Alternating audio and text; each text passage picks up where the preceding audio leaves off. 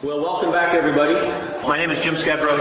I teach here at Holy Cross in the history of Christianity and church history. I also teach in the college here in Byzantine history. And so I'm approaching today's subject, and the conference subject, family and family life in the Orthodox Church from a historical perspective. And so Father Frank has asked me to speak a little bit about the historical continuity and historical context of family, marriage, family life in the ancient world. And when I say ancient world and in the early Christian world, I'll have to define my terms. What I want to talk about today is essentially, what did the family look like? And if we could take a snapshot, or if we could go back in time, like historians like to do, what did the family look like around the time of Jesus, up to about, I picked an arbitrary point. The sources that I'm looking at today take us up to about the year 1000 AD. So you might say, Jim, that's 1,000 years of history. How are you going to speak concisely about the family for 1,000 years in now 30 minutes? Okay? And first of all, I can't. It's an impossibility. But second of all, and I guess is one of my main points that I want to emphasize this afternoon, is that the institution of the family, at least in the Mediterranean world, and those of us in North America and in South America, or in the Americas, essentially our social context for family life comes from the Mediterranean world, comes from Western or Eastern Europe or Central Europe, okay, and to some extent from the Middle East. But what I want to impress upon us today is that the institution of family and marriage changes very little over time. In fact, I think some of the evidence that we're going to talk about this afternoon, you'll be surprised to learn that it sounds like families today. There's really not a family structure that you and I know of today in 21st century America or elsewhere around the globe. It hasn't changed a whole lot from the Greco-Roman world about which I want to speak. First of all, the nuclear family, right around the time of Christ, right around the year 0, 10, 20, 30, 100 AD, the nuclear family was the building block of society. Now, when we say nuclear family, we're talking about father, mother, and children. That was the family. Okay? Now, we may have this notion of an extended family, and we may think about it at times we might think about the extended family in more Middle Eastern cultures, maybe more Semitic or Arab cultures, where you have a clan that sort of makes up a family unit. And maybe the head of the clan, the oldest male member of that clan, might have his brothers and his sons and his grandsons all living under him, and he is sort of the head person of the clan. For the ancient Romans, 500, 400 BC in Italy, they worked off of that model. And they had at the head of their clan the paterfamilias. You may have heard that term. He was the head of the clan. But by the time of Christ, by the time of 100 AD, that model that was particularly Italian and also Middle Eastern had fallen away. And so throughout the Mediterranean world, around the year 100 AD, you don't necessarily have the extended family anymore living under the same roof. You have a nuclear family living under the same roof. You might have 6 or 7 siblings that have married, and they might live next to each other in a village or in the countryside, or they may in the town have built dwellings of 2 or 3 rooms that all opened up into a central courtyard. So we may be living next to our brother or sister, but my nuclear family in the Greco-Roman world was independent from my brother's nuclear family. And I didn't necessarily have my father making decisions. Once I got married, I became the owner of my own home. I became master of my own house. Okay? So the idea or the notion that in the ancient world, or particularly the Greco-Roman world, people were living as a clan is not at all accurate, especially for the Greco-Roman world, especially for the Mediterranean world. Now, certainly, a husband and a wife, a newlywed couple, might move in with one of the spouse's parents. Happens today. I have to confess. My wife and I and our 3 children lived with my mother-in-law for 6 years.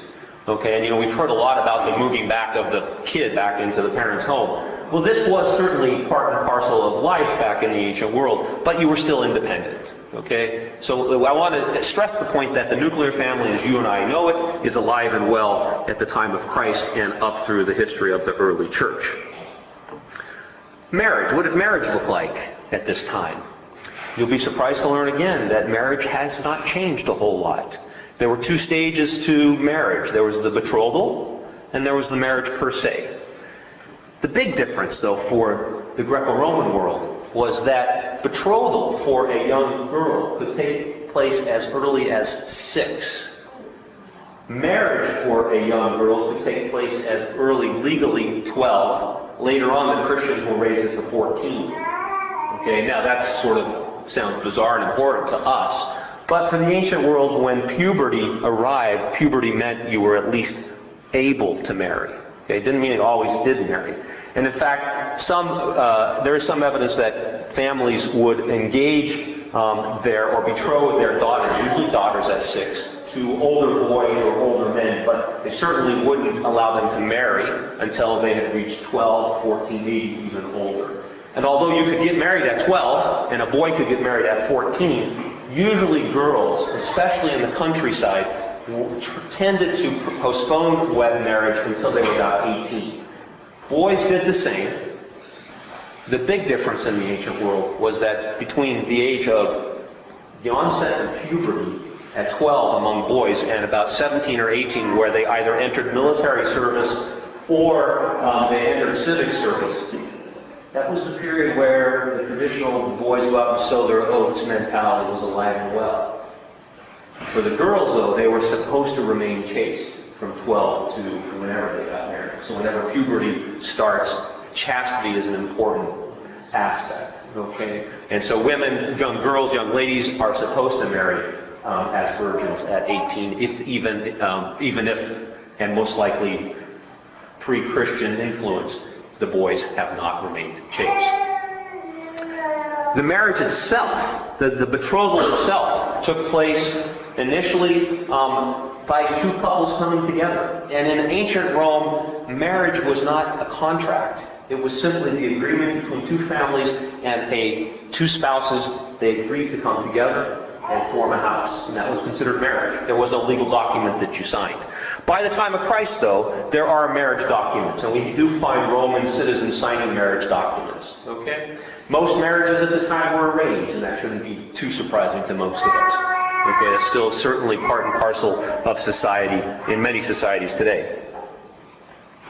But the betrothal was different than the marriage. The betrothal took place in a formalized service where the two spouses hands were placed together, and perhaps a little sort of ceremony was said, and that was it. At the marriage, it could take place 6 years later, it could take place 8 years later. At the marriage, the couple would come together, usually in a public building in the town, in the village, in the city, and they would be represented or surrounded by their family members. They would be led to a public altar, and there were public altars all over in these cities and towns and villages, and these are pagan towns we're talking about right now, around 100 AD. They would be led to in front of the altar. They would bring their hands together, they would offer a kiss, and then they would sacrifice. The family, the daughter, the wife would, or the female spouse family would sacrifice a small animal on top of the altar. Okay? She was wearing a white tunic. Sound familiar? She was also wearing a veil. And usually the veil was red, though, not the traditional white that you and I know today. Okay? Presents were exchanged. And then after the sacrifice, after the wedding, the people would retire to the bride's home for the celebration. Sound familiar? Doesn't the wife pay for the wedding today? At least traditionally. Okay? And this is part and parcel of how marriage ceremony took place at the time of Jesus around the year 100 AD. There was a dowry. This shouldn't be too surprising for us. Dowries continue down to the present in many cultures. Okay. Marriage in the Greco-Roman world was considered a civic duty. Now when I mention civic duty, if you read what some of the philosophers and even some of your politicians are writing about marriage at this time, they see marriage as members of the state's responsibility to populate the cities and towns, to repopulate them. Okay, marriage is not perceived as some divine institution, as the Christians will understand it. Okay, it's a very natural, but also a civic responsibility. Okay, in other words, marriage is important because it repopulates the society, but also the harmony and companionship that marriage brings about between two spouses, in addition to their companionship and harmony with the children, is supposed to spill out into the civic life of the society. Okay? So the good family is an example or is a model for the good society. Was there romantic love in these marriages? Sources are a bit ambivalent and ambiguous, but most likely there was romantic love.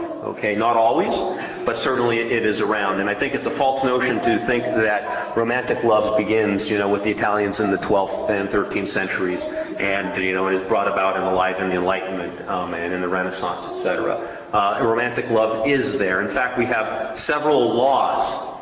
I may make reference to one of these laws later on, that it becomes illegal during the Christian period, at least once Constantine becomes emperor, it becomes illegal for a man to run off with a woman and get betrothed without the parents' blessing. Which means that that's happening, which means that couples are falling in love and eloping. And now the Christian sensibility has moved in and said, you can't really do that. You have to have the blessing of your parents. And so a law is passed by Constantine in the 4th century to prohibit that. So certainly there is romantic love. People aren't writing about it. Okay? People aren't writing about it like you and I will go up and pick up a Harlequin romance and read about it. But nonetheless, it is there. What about children? Roman families, Greek and Roman families in this period are not that large, surprisingly so. In the cities, families tended, and again, the evidence that we're looking at is not all that extensive, so we don't, on one hand, we could argue we don't really know. But from what we can ascertain is families were about 3 to 4 number of kids in the city, maybe in the countryside 6. The examples that we'll look at today from about the year 800 or 900 AD, we see a family of only 4 kids. It's not a big family. And especially in a time when you have a high infant mortality rate, it's still not a big family. Okay? The Romans and the Greeks practiced abortion. They practiced infanticide, public exposure of unwanted babies, and contraception, really without any moral approbation. All right, and the Christians will come along and we'll look at this momentarily and change a lot of this. But abortion was legal. The fetus had no legal rights in Roman law. As far as the Romans were concerned, a child that was born with a deformity, and even girls, because men were preferred for most families, if the family didn't want them, they simply exposed them.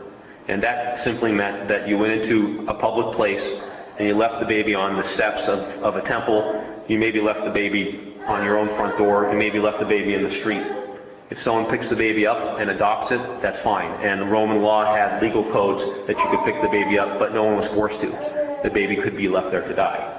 Now, that sounds fairly barbaric in our view, but for a Roman sensibility, barbaric might be perhaps not taking care of society by raising children who have deformities, etc. Okay? Education. Children went to school about the year 6 or 8 years old, somewhere around there.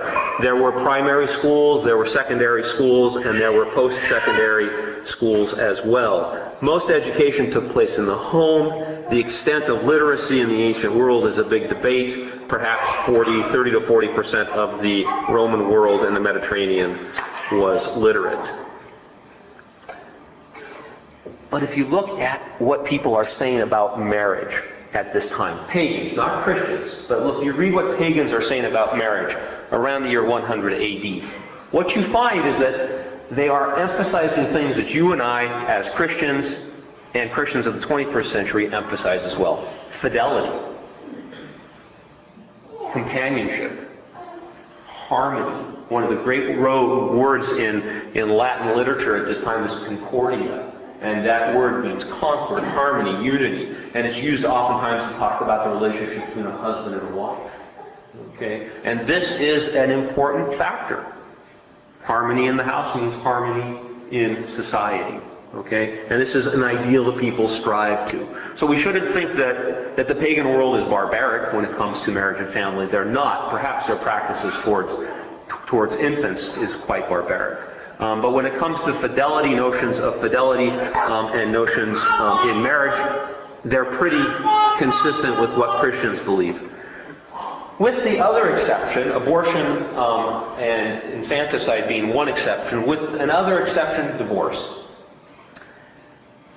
In the Mediterranean world at this time, divorce was common. Divorce could take place in two ways. Mutual consent. Husband and wife get together and say, we're separating. And you don't have to give a reason. There doesn't have to be a reason for divorce.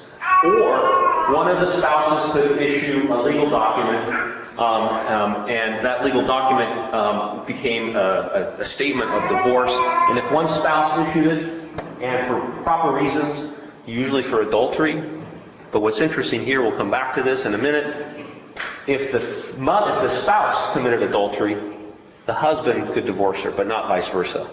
If the husband commits adultery, the spouse that's not one reason why the female spouse can divorce her. We'll come back to that and look at how the Christians deal with that as well. But the difference here between Christians and pagans will be in the issue of divorce. Divorce is easy in Greco-Roman world. It's not easy when the Christians come to power, and within Christian context, it's not easy anymore. Okay, but it is common, and in fact, remarriage was among pagans, remarriage, and even among Jews, but especially among pagans, remarriage was emphasized. So if you are divorced, you're a divorcee, or if you are a widow or a widower, you're encouraged to remarry. And in fact, Emperor Augustus, in about 10 AD, passes a law where he requires women of childbearing age who are divorced or are widows to remarry.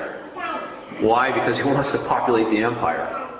Now the Christians are going to come along, and we'll see that remarriage is not that much emphasized. You know, if your spouse passes on, or if you're divorced, maybe the better thing is to remain celibate, because for Christians there is a second way. There's the celibate way. There's the monastic way. But there isn't that way in the Greco-Roman world, because in that world it was only the crazy philosopher that walked around in the in the Stoa and wore his philosophical robes and had his beard that didn't marry. Everybody else really married. Okay. May not have been happy marriage, may have been forced marriage, but everybody else pretty much married. You didn't really have an option. Okay, but the Christians will come along, and that will change. We'll talk about that. Okay, let's move into now how the church and Christianity will impact this general context or framework of marriage in the ancient world. And again, as you'll notice, as I'm speaking, and I'll get through this fairly quickly, you'll notice that things don't change a whole lot. Okay, as I began with saying. Perhaps the most significant change here, one of the most significant changes, is that marriage now is seen as a part of God's divine plan. And this was true for the ancient Hebrews, and obviously true for the Christians who are coming out of the Jewish tradition, who are accepting the Old Testament creation stories. And so marriage is a part of God's plan. For the pagan world, it's not a part of God's plan. For the pagan world, it's your duty. It's just what you do, because that's how we're going to repopulate the earth. Okay? One could argue that for Christians, in marriage, the woman fares better in a Christian marriage than she does in a pagan marriage. Let me read to you from the life of Mary the Younger. We're going to come back to this life. And this life was written in the 10th century. Mary dies around the year 900 AD. She's a saint in the Orthodox Church, and the author of the life begins by saying that, quote, only men are called to compete in secular contests and prove their bodily strength. In other words, only men are supposed to go work in the, compete in the Olympic Games or something like that. However, the arena of virtue is open to women no less than to men. And God, the prize giver, generously grants rewards and victory crowns to both sexes. Here in the arena of virtue, women are not sent away while men are accepted, nor are slaves, and the poor deemed unworthy and rejected, while the masters and the wealthy are considered worthy of the contest. In other words, St. Paul, neither Jew nor Greek, neither male nor female, neither slave nor free man, we're all one in Jesus Christ. And the author of this female life saint is going to go on and explain how a woman can become a saint in the church. Okay, we'll come back to that. So you would think, given that context, that women would fare better in a Christian marriage.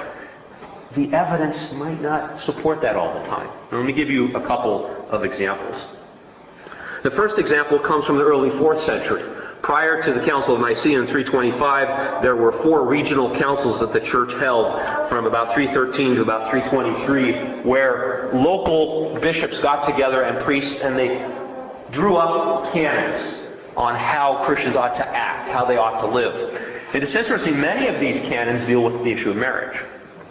And in several of these canons, and these are 4 regional councils that were held in different parts of the empire, and it was no systematic attempt to hold these councils, they were just local councils that the church wanted to gather in a local context and answer some basic questions on how are we supposed to treat one another in marriage. One of the interesting canons that comes up in 3 of these councils is that a man can divorce a woman for infidelity, but not vice versa. Didn't we just hear that a while ago for the pagans? Okay. My contention is that the tradition, although the church clearly, on the level of salvation, does not make a difference between male and female, the social institutions of the world are so ingrained that the church is going to have to struggle. Even in its own light, the church is going to have to ask itself these questions. Is that the right thing to do? I don't know. It's in the canons of the early 4th century. St. Basil in one of his letters is asked the following question. A wife is beaten by his husband, by her husband. What is she supposed to do? Basil writes back and says she should stay in the marriage, because if she stays in the marriage, she may convert her husband into a better sort of Christian lifestyle. Is that right or wrong? I don't know. But what I'm saying, though, is that we want to be a little cautious. And I think the reason why we want to be cautious is because I think the power of the institution, the social institution of marriage, was so great that it's not as if marriage is here and all of a sudden Christianity comes from left field, or left field here, left field on your side, and hits it and it all explodes. It's consistent. It's consistent. Okay? And now marriage obviously is being attacked today in the 21st century from all kinds of different angles, and maybe it won't survive. I don't know. But my sense is that it probably will. I think the social institution and its establishment within society is firmly rooted. Anyway, that's an aside. Okay. How does the church get involved in marriage per se? Our earliest evidence that the church blessed marriages comes from about the year 110 AD. Bishop Ignatius of Antioch says, quote, "It is right for men and women who marry to be united with the consent of the bishop, that the marriage be according to the Lord and not according to lust." Okay, so early, 110 AD, we have the evidence in Antioch at least, or at least Bishop Ignatius of Antioch is writing that people ought to come to the bishop and have their marriage blessed. We don't know if all Christian couples are doing that. All right, Ignatius may be a lone voice here, we don't know, but he is a voice nonetheless. It doesn't necessarily mean that the church has a wedding service yet. The church probably doesn't have a wedding service yet. Okay? But you probably, if you're a Christian, you probably didn't go down the street and participate in that sacrifice. All right? If you were married, if you were getting married now, you probably wouldn't do that. Tertullian, writing about 100 years later, says the following about marriage, and he gives us a nice description about marriage. And he says, when the couple comes together, they should come together at the marriage ceremony in front of a clergyman. They should hold hands. Okay, hold hands. Offer a kiss. They should wear flowers. The bride should wear flowers in her hair. She should wear a veil. Okay? All sound familiar, right? The pagans are doing it. The Christians are doing it. But what's different now for Tertullian, who was a 2nd century priest, or early 3rd century priest in North Africa, is that for Tertullian, this should now take place not in front of a pagan altar, but in front of a Christian clergyman. That's the difference, and it's a significant difference. What Tertullian doesn't mention is he doesn't mention the wearing of crowns, garlands. And we do know that the ancient Greeks, not necessarily the Romans, but the ancient Greeks at their wedding services wore crowns. Okay, usually crowns of garland. Okay, like the victory crowns that you would get at an Olympic athletic contest. This continues in the Christian period, continues in the period of Byzantium, and continues down to the present in the Orthodox East, the wearing of wedding crowns. Okay? And the difference is that in the Byzantine period, the wedding crowns were made out of metal. They were made out of precious metal. And that garland, which had too many pagan associations because the Olympic Games were essentially a contest and a celebration for the god Zeus, because it had too many Olympic connotations, the Christians sort of went away from the garland and went to the crown itself. Okay. It's really not until the 8th century that we finally see that, and we're talking about the year 750 AD, that we finally see a wedding service that you and I could identify as an Orthodox wedding service. Okay? That doesn't mean that Christians were going down to the local justice of the peace and getting married. They weren't, because there was no such context for them to do that in the Greco-Roman world. Okay? What it meant most likely is they would go get a blessing. They would go get a blessing in front of their priest. And it's not really until about 750 AD that we can say that we finally have a marriage rite per se.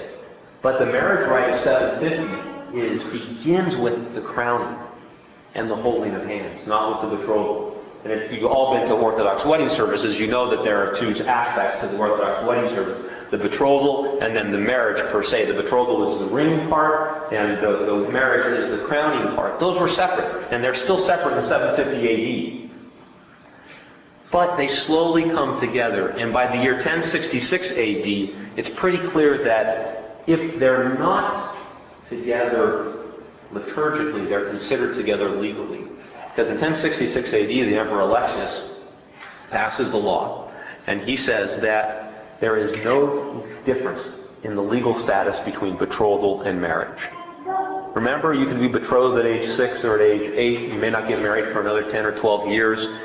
What happens now, as time goes on, and as Christian sensibilities now begin to influence, obviously,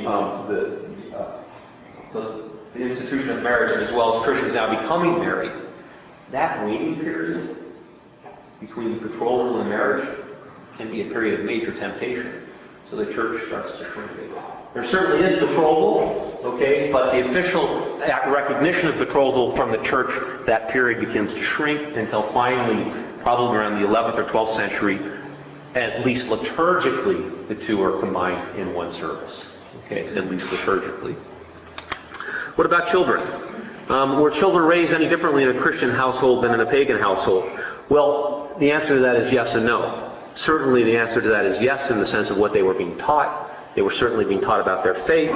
Okay, they were certainly being taught the Psalter. Part of Christian education consisted of memorizing the Psalms. But by and large, Christian families were not any larger than pagan families. Christians were educated essentially like pagans were educated. They went to the same schools that the pagans went to, at least initially. One only has to think of the Cappadocian Fathers, Basil and the two Gregories in the 4th century. Where did they study? At Athens, the most secular university of the 4th century. They went to Plato's Academy in Athens and they studied there. Okay? Like any other good pagan would have. But they came from Christian families, even if they hadn't been baptized yet.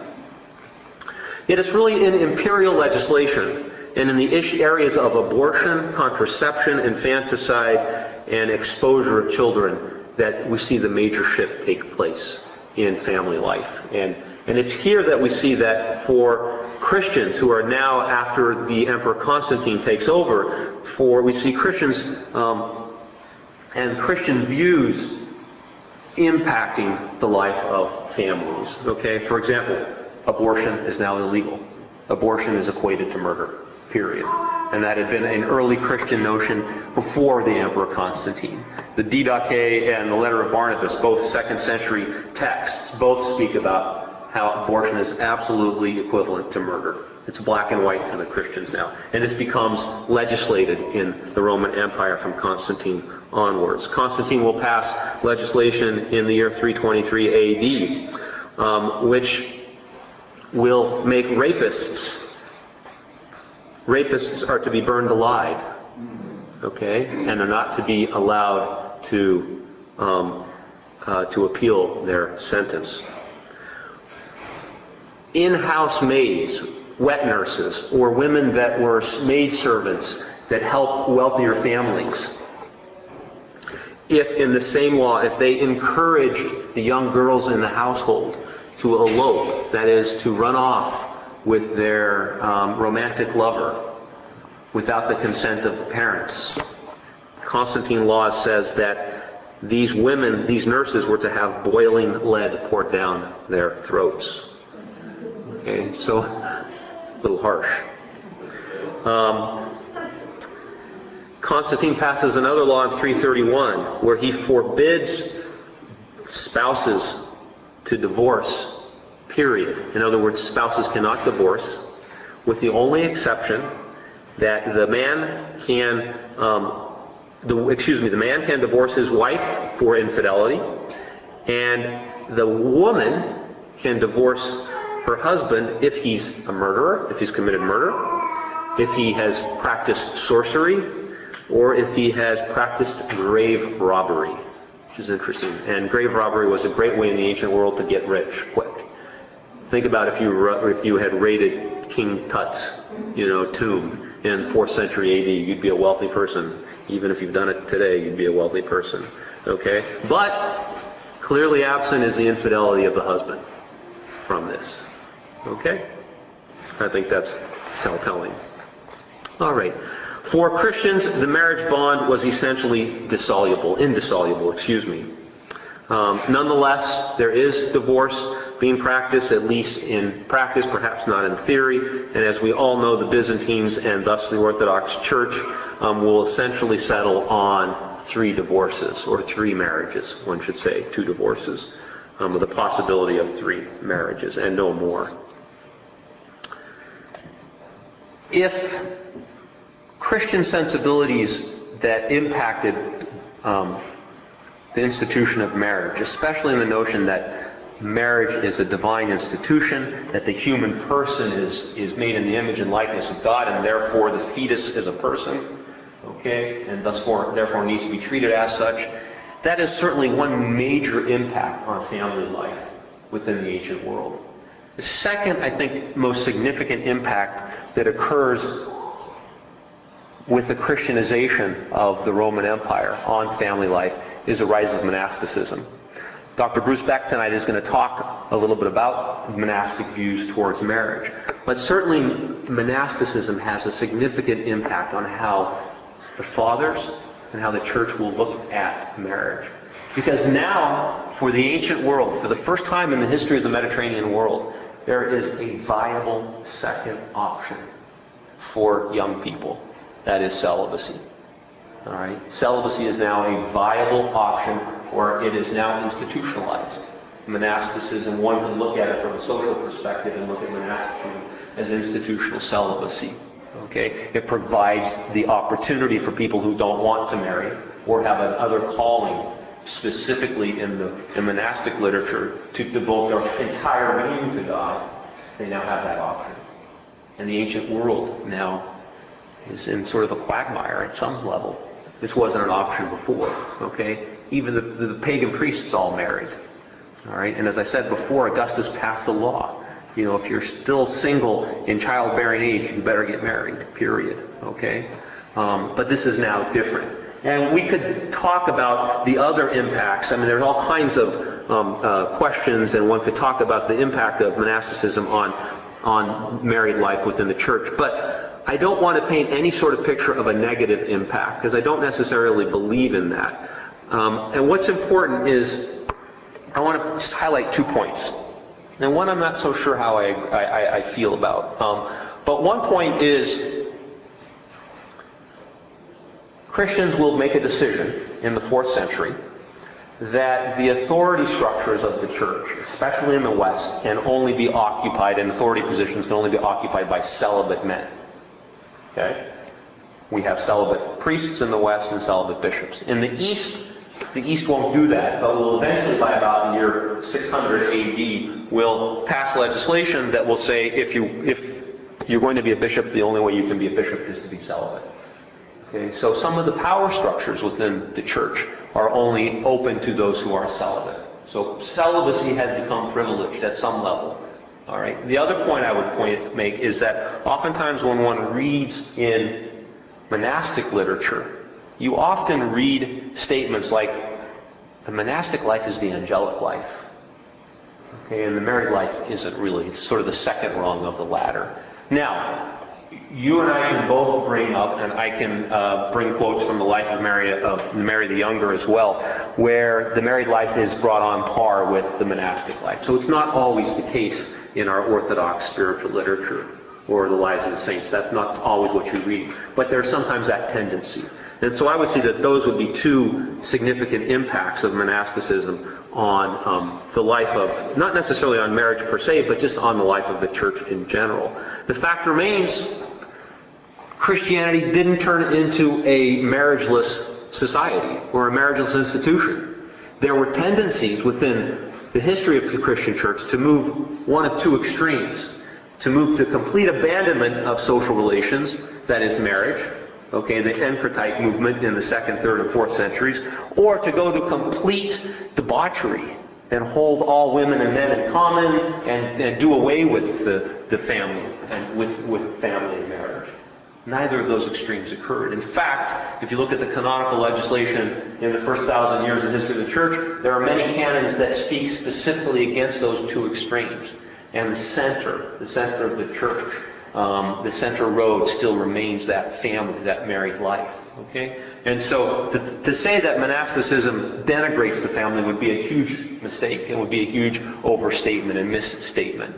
All right? Because really for the vast majority of Christians, marriage and family life are the reality, were the reality, and still are the reality in the Orthodox Church. Okay, let me just close here with 3 examples from the lives of the saints that come from the year 600, 900, and 1000 that give us a little glimpse on a little window into some family structures that might seem a bit odd to us. Okay? The first one is St. Theodore of Sicyon. If you're taking notes, that's Sykeon, Sicyon. St. Theodore was an ascetic man. And what I want to talk about briefly about him is how he came into being, and what his family structure was like. His mother, Mary, and Mary's mother, Elpida, and Mary's sister, Despina, lived in a town called Sicyon, maybe about 300-400 miles east of Constantinople in Asia Minor, sometime during the reign of Justinian, which is about 530-540 AD. And there's really no reason to believe to question the historicity of this account, because we have other references to St. Theodore, and he probably was a real person, lived, and we can probably, there's a lot of historical evidence in the life itself that suggests that everything is probably historically accurate.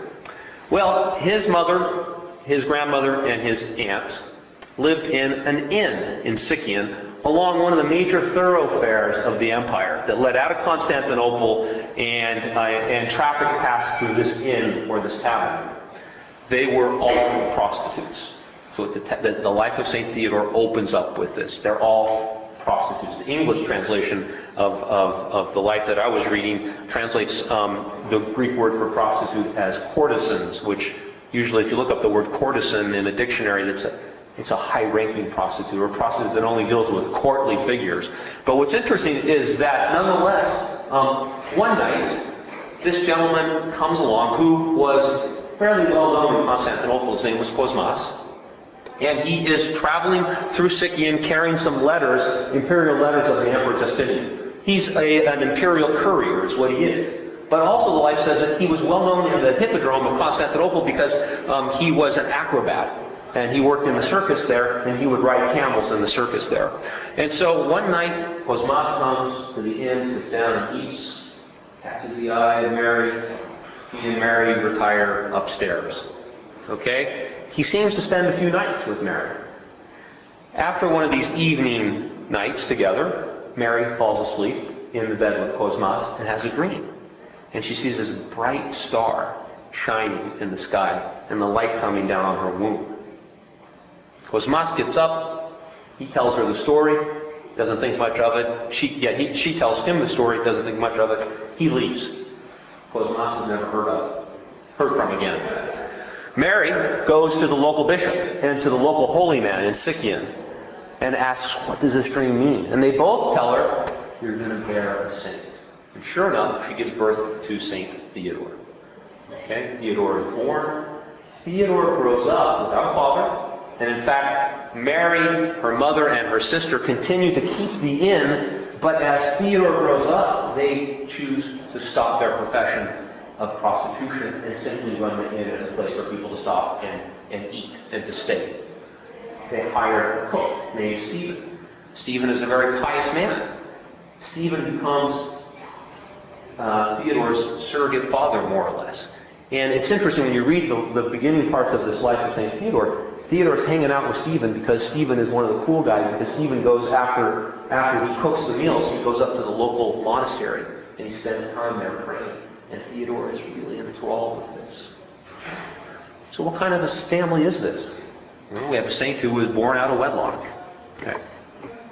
I'm not here to interpret, I'm just here to share. So I'll let you interpret. Okay, second example is Mary, St. Mary the Younger. St. Mary the Younger comes from a bit more traditional family. We don't know a lot about her upbringing, but what we know about is her life as a married woman. St. Mary is betrothed, and she marries at the age of about 17 to a gentleman who was in the army, in the Byzantine army, about the year 850 AD, and they're relocated to Bulgaria or Thrace. Thrace is really where they are. And there Mary and her husband have 4 children. 2 of the children die as young children. Not unusual, okay? So she raises 2 young kids. 2 of them had already died. However, Mary was a very pious woman. She was so pious that she practiced almsgiving, and she would always go to church. Her husband, one day, was pulled aside by none other than his brother and sister. And his brother and sister whispered in his ear and said, you know your wife, Mary, is spending all of your money, giving all your money to the poor in this city that we live in Thrace. I forget the name of the city. And he goes, really? And then they also tell him the false accusation is that she's also having an affair with one of our slaves, our male slaves here. Husband gets mad, approaches Mary. She denies it. Says, yeah, I have been giving money to the poor. We're supposed to do that as good Christians. But it's been my money. It's not the household money. It's not the money for the kids. It's my money. It's part of my dowry. Okay? Doesn't quite bite. He locks her up. He gets a little more angry one day. He walks into the room. He beats her. She runs through the home, and she falls and trips, hits her head, and 10 days later she dies from a fall. So far, nothing really out of the ordinary. It tells us a little bit about maybe some dysfunctional family life in Byzantium, okay? But what happens with St. Mary is that, and there's a wonderful line here,